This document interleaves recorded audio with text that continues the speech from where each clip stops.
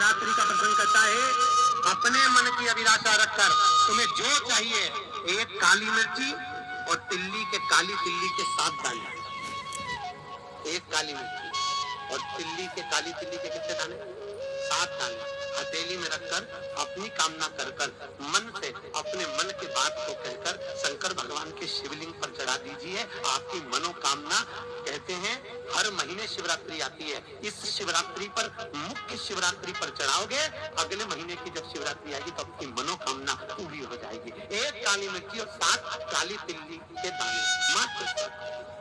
महाराज, जिसके घर में क्लेश रहता हो, बहुत ज्यादा लड़ाई झगड़े हो रहे हैं, सास बहू के झगड़े, ना बहू कुछ सुनने को तैयार ना सास सुनने को तैयार, और घर में बेचारे पुरुषों की आपत, यहाँ भाई भाई झगड़ रहे हो, सास बहू में झगड़ रही हो, कुछ मत करिए, गेहूं की बाली को तोड़ो।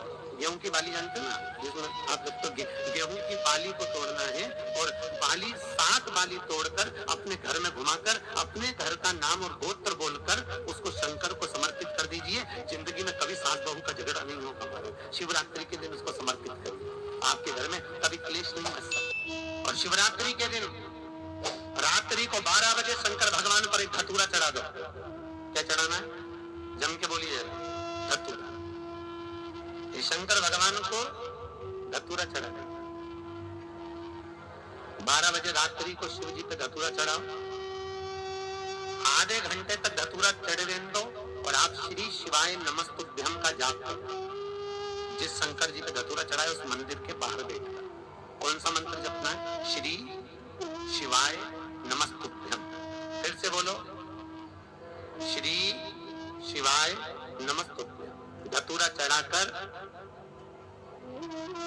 श्री शिवाय नमस्तुभ्यम का स्मरण करिए।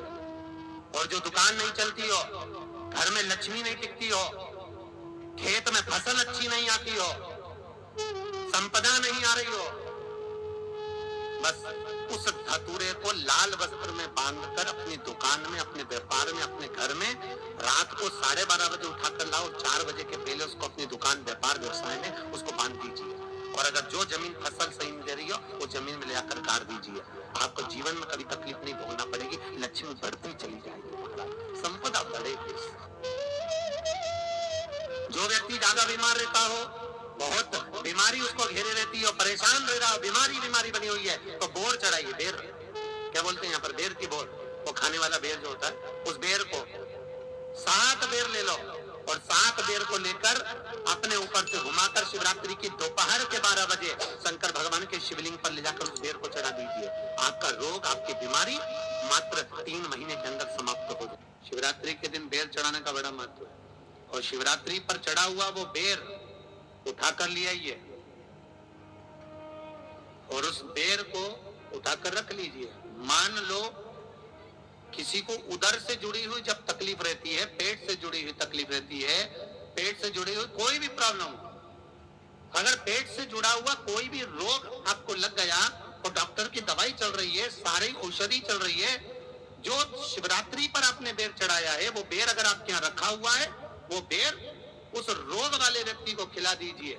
आधे घंटे के अंदर पेट का दर्द, पेट की तकलीफ, पेट का कैसा भी रोग होगा, एकदम आराम लग जाएगा। उस बेर में इतना प्रबलता आ जाती है, शंकर को जो शिवरात्रि के दिन बेर चढ़ाया जाता है, वो केवल